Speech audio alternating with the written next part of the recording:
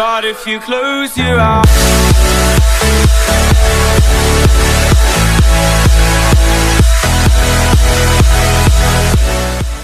what is up, YouTube Nation? It's Drew Offinger from DEO Productions, and I have got another good video for you.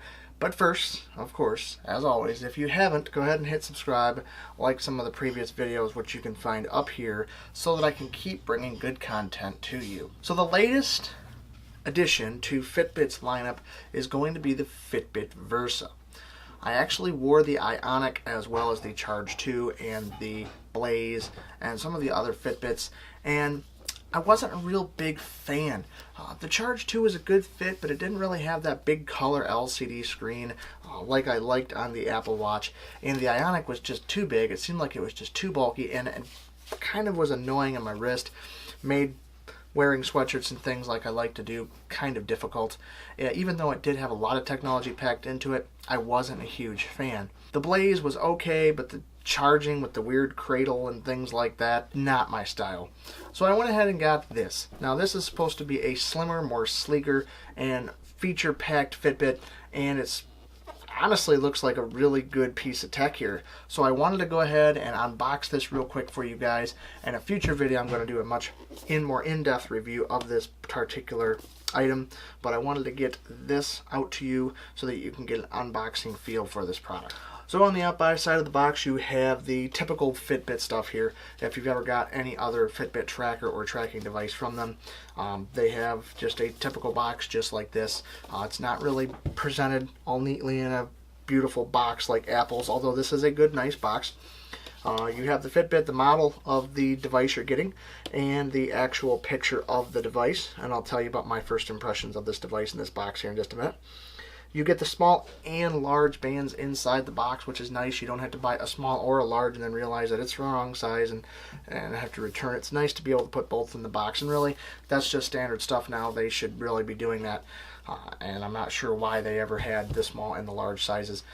It's not like it's closed. They should have both. It's literally just a band that you put in the box. On the side here, you're getting exactly some of the features that you get. Of course, apps, notifications, water resistant, which is nice, and it's pretty standard now on most tech these days. On-screen coaching, Peer Plus heart rate, and phone-free music. It is a black band and a black aluminum case. On the back, again, you get the model that you're getting, as well as the health features, smart features, day-to-night design, and the fitness features, which I will go over here in just a moment. You're getting a premium design, personalized guidance, and all-day companion. Now this does offer 4 days of battery life, which is really, really nice. Definitely a lot better than the less than a day, maybe day and a half at most on the Apple Watch. And this comes in at around $200, which makes it about $150 cheaper than the Apple Watch. On the bottom you get the UPC, and here you get the piece of plastic that you're supposed to rip here to open. So some of the health features here, you get steps, distance, calories, floors, continuous heart rate, all-day heart rate. What's another thing I like about the heart rate is the fact that it constantly tracks. It's not like Apple that's taking a sample every so long, and then I'm not really a huge fan of that. You get sleep tracking, stages, insights, guided breathing sessions, reminders to move, kind of stuff that's pretty standard on a lot of fitness trackers. I think Fitbit does it the best though, and their emphasis is on fitness. You get smart features, store and play 300 plus songs, so this does have some storage on board. Kind of nice, you don't need your phone. Of course, this does have connected GPS and connected Bluetooth capabilities.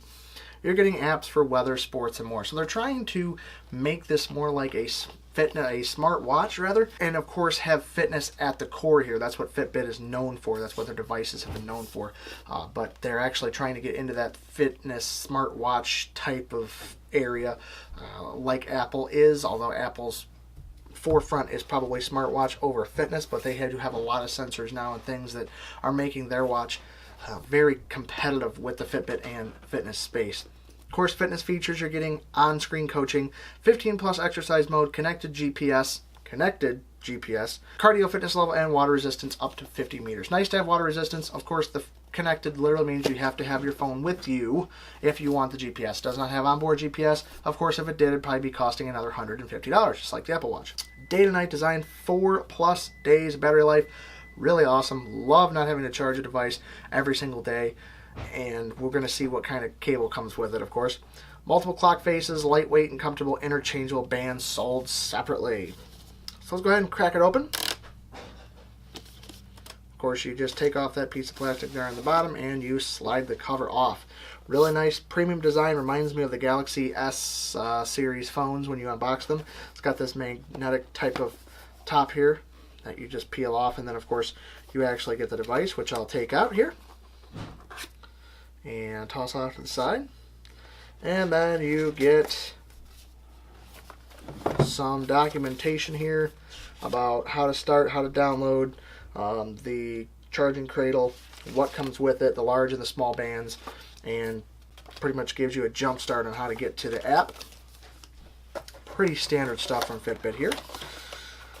So taking a more in-depth look at the inside of the box, you get that large band, which I probably will be using because my wrist is quite large. And pretty premium feel. Of course, we'll get into that in a second. And you get this USB to very premium feeling USB, but it is a very proprietary charging. It is not wireless charging, but it doesn't have a clip like the Charge 2 did, which was kind of weird and sometimes took a little bit more to get used to. And I'll take off some of that, and oh, that's, so it does sort of have a clip, but you actually have to insert it in here. That's whatever. And then you actually have to take out this piece of cardboard here to get to the actual safety instructions and limited warranty in about 18 different languages. So that really is it in terms of the box. Of course, you get the large, the USB, the charging cable, and Fitbit Versa here with their logo. Really good feeling plastic. Pretty nice unboxing experience, really. I actually really like it. Small enough, not big and bulky. You don't need all the extras sometimes in the unboxings. So the band. Interesting band. I'm actually not a huge fan. I mean, this is kind of a, I mean, it's nice, but it doesn't have any, I don't know, it almost feels plasticky. The latch is pretty nice.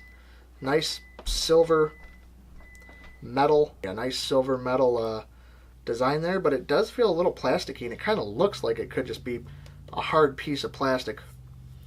But overall, I mean, it is what it is. It's going to be about the same. It's got the traditional watch style clasp. I wasn't a huge fan of the Apple Watch little button that I just didn't feel like it was ever secure in my wrist like a typical watch is.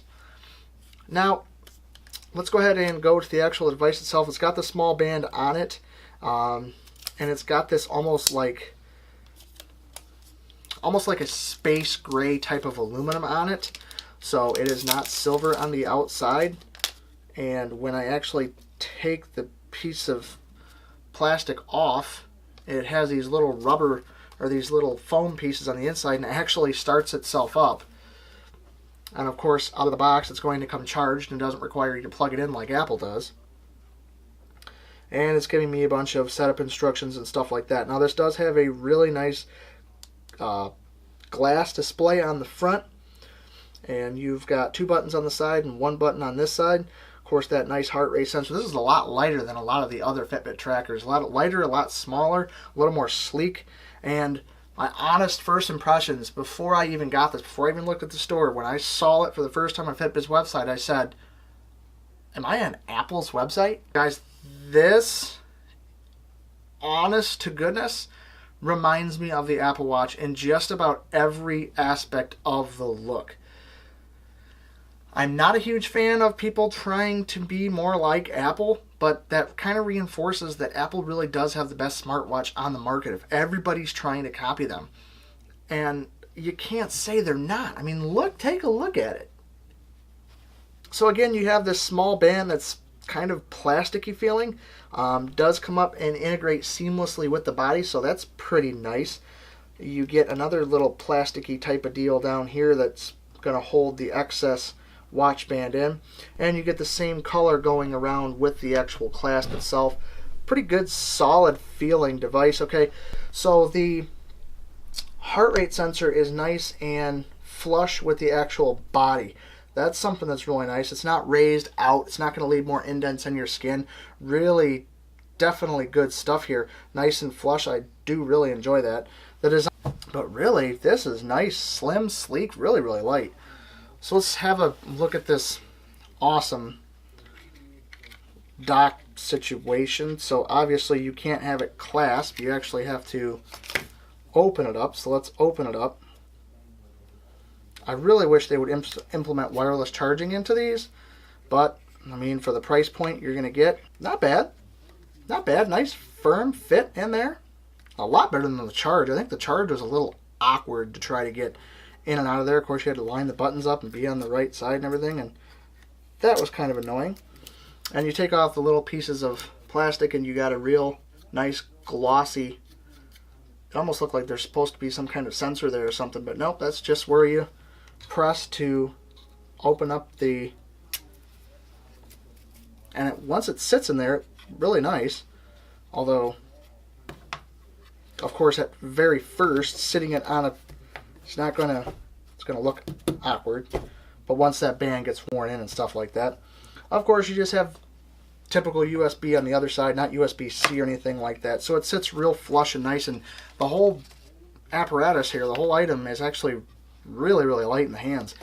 This, from first impressions, is this is going to be really, really nice. Taking a look at the display, I mean, all I'm seeing is the Fitbit logo and the actual text along the bottom in the multiple different languages, which is pretty good. This is by no means a 4K display or anything like that, or a Retina display, but I mean, it's good for what it is. I really like the glass display. We'll have to see up what kind of durability this has and what kind of abuse this can hold up to, because this is obviously going to be my daily driver. Good aluminum here on the back, aluminum build and aluminum, no plastic here. Of course, the band is the rubber, but it kind of feels plasticky. I can't complain though. And you know, the aluminum, it looks more plasticky to me, but it is aluminum. And it is really lightweight aluminum. The band itself, the whole thing, I have no complaints. So that really is it. I mean, I wanted to give you guys a quick unboxing and a quick feel for what you're going to get actually in the box. And my first impressions were pretty much, I really like it. We're going to have to see what kind of durability it has and how it holds up and things like that. And see why this differs from an Apple Watch, of course. And then I've used this awesome charging cradle for it. But overall, I can't complain.